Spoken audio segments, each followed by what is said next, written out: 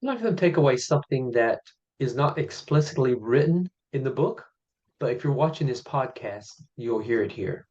And that's the concept and the idea that I have is that I believe there's a creator. And I believe that we're all children. I think we're all like brothers and sisters. And I think we're all loved and appreciated for all of our differences. And if you have multiple children, you know and would agree with me that you can't love one more than the other. So in this world, I think we ought to look at each other's as brothers and sisters and learn to get along, learn to respect each other, care for each other. That doesn't mean you may not particularly like their habits or the cultures the way they do. We don't agree with it or we don't, it doesn't matter. But to get along, we need to have, I think, greater understanding of each other. And I think that we will get along better. I mean, I've learned so much from so many different cultures that, like, for example, some of the Muslims I learned about how they go about choosing their wives and the husbands they're getting married. They introduce the family first. In a Western culture, you don't do that.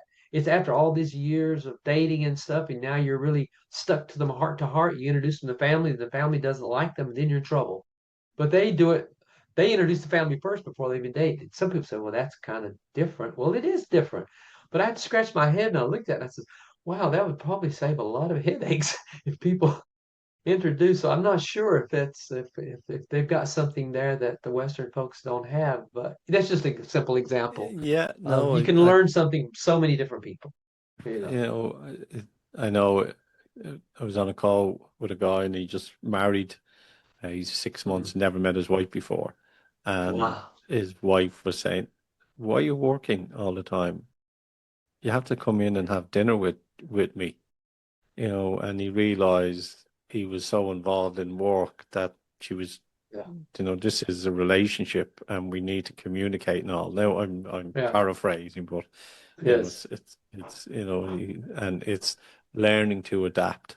But Mhm. like one of the things that we're focusing on really, and it's something that I love talking about, and you know, it's about self-awareness and it's about consciousness. And even I was saying to someone the other day, it says, it's weird you could walk into a room and you can mention the word God and everybody rolls their eyes. Why? Why is it suddenly, you mention something spiritual and people Mhm. roll their eyes?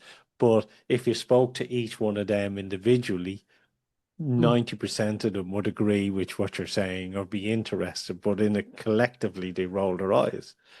Yeah. And it's a journey that I've been sort of focusing is it's about self-awareness. And Mhm.